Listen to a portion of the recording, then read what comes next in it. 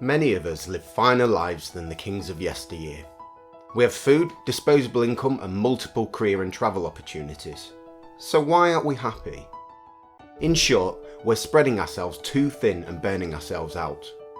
We spend way too much time worrying about what happened or what might happen and doing things we really don't want to do, rather than just going for the things we really want in life.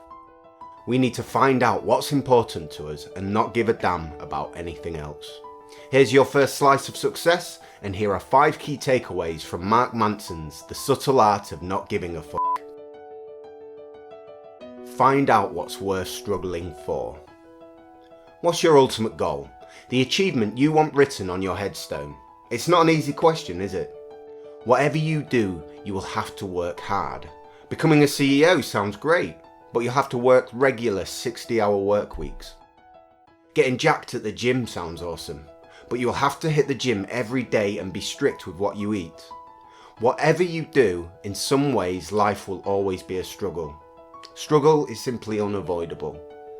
The key point is, you may as well struggle doing something you enjoy, rather than struggle doing something you hate. So the big question is this: what is it for you that's worth struggling for? Concentrate on the few great things, the stuff where time flies because you're so absorbed in it. Equally, it's important to say no to all the tasks that don't bring you joy. Be ruthless. Stop chasing the things in your life that don't make you happy. The race is long and it's only with yourself. I'm going to tell you a true story. Guitarist David Mustaine was thrown out of his band right when they were on the cusp of fame. Seething with anger at the rejection, Mustaine became determined to show his former bandmates just how wrong they'd been. For 2 years he practiced relentlessly to improve his skills and find an even bigger band. The band he went on to form was Megadeth, and they sold over 25 million records. Now, most of us could only dream of such insane achievement. However, despite this huge success, he wasn't happy. He continued to judge his achievements against the success of his former band. That band was Metallica. Although he was a huge success, he compared himself to Metallica and considered himself a failure. And here lies the danger. For Mustaine, the only way to feel successful was to become more successful than his former band, which meant he was always doomed to disappointment. We cannot measure our own success against the perceived success of others. Now on the flip side, Pete Best is a brilliant example of how the right values can lead to happiness. Like David Mustaine, he was kicked out of a band on the brink of stardom, without doubt the biggest band to ever walk the planet, the Beatles, who replaced him with Ringo Starr. Watching his bandmates reach the top, he fell into a pit of depression. But he focused his values. What he realised was that what he really wanted in life was a loving family and a happy home. Sure, he loved music, but didn't necessarily want musical fame or lack of it to define his life. He went back to making music again, even though the bands were far less successful, simply because he loved it. Ultimately, he refused to let the success of others be his measure of his own personal success. Find the right values to live by. All my life I'd wanted a convertible car, so much so that I was willing to take out a loan to get it. And sure, for the first 6 months it was sweet, rolling around on hot summer days with the roof down, music pumping. But that eventually wore off, and what I was left with was a fat wad of cash leaving my bank account every month. I reassessed what was truly important for me, and that was seeing friends, travelling with my girlfriend and creating beautiful memories, and saving up for a place we could call home to start a family one day. But paying off the car loan was stopping me from doing all that. What I learned was measuring your worth by money and status is a pretty terrible value to live by, as it can only lead to disappointment.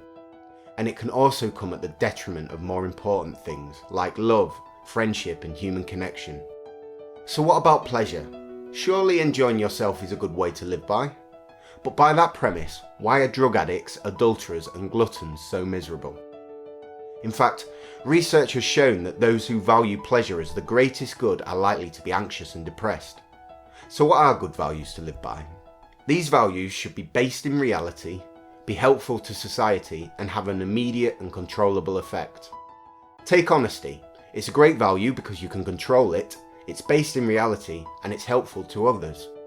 Other values are creativity, generosity, and humility. Change the things you can control. Don't give a damn about trying to change the things you can't. Sometimes we feel like victims in life, but positive change only happens when you take full responsibility of your life. Every year, thousands of amateur runners take part in marathons for a good cause. But what if you were forced to take part? It'd be a struggle, and no matter how well you actually ran, chances are you'd detest it. Feeling compelled to do something robs it of its joy. Sadly, many of us go through life as if it were imposed on us. Whether it's a failed job interview, rejection from a loved one, or even something as trivial as shitty weather on vacation, we see ourselves as unhappy victims of life's circumstances. But all misery stems from the belief that we are a victim of outside influences. The world isn't out to get you. When it rains on vacation, it isn't just my luck, it's everybody's luck, and therefore nobody's luck. So if you ever feel like a victim, try taking responsibility for your own life. What are the things that are in your control that you can change? Forget the things you can't. They're just not worth the stress. Humans are terrified of death, so we try to live beyond it. Being a human is both a blessing and a curse. We're supposedly the only animal that is aware of our own existence and the fact that we are going to die. For example, a chimp doesn't sit there feeling anxious about its own mortality, pondering if it's made its mark on the world and had enough bananas before he fades away into the dark. Our imagination has also led us to be able to imagine things that don't exist, which has led us to create and invent some incredible things. However, we can imagine what our lives might have been like if we'd chosen to study another subject of knowledge, or all the scary things that might happen if we asked that girl out for coffee. There's pain and regret looking into the past, and worry and anxiety about the future. On top of this, death is the ultimate pressure. We all want to make our little mark on the world and leave our little legacies. And this causes further anxiety. Luckily, there is a straightforward solution.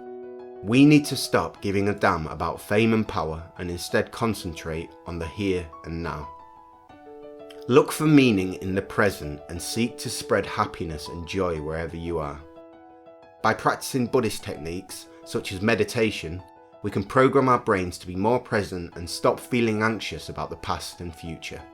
Watch any self-development video and you'll see meditation as a cornerstone for living a happy and peaceful life. A 2002 study on Buddhist monks showed them to have different brainwaves to regular people. And I can vouch for this, having meditated for a year solid and experiencing life in a slower, more enjoyable manner. If life is a meal, meditation helps you savour every last mouthful.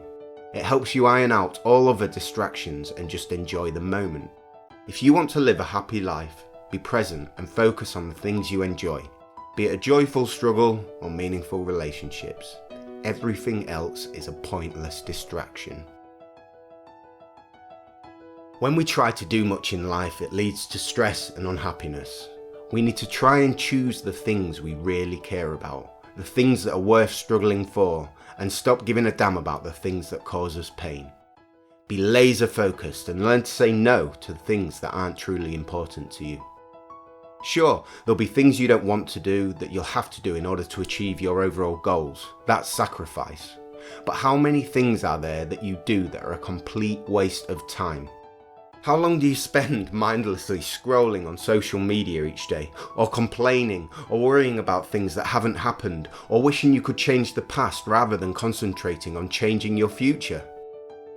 Drop them and learn the subtle art of not giving a fuck.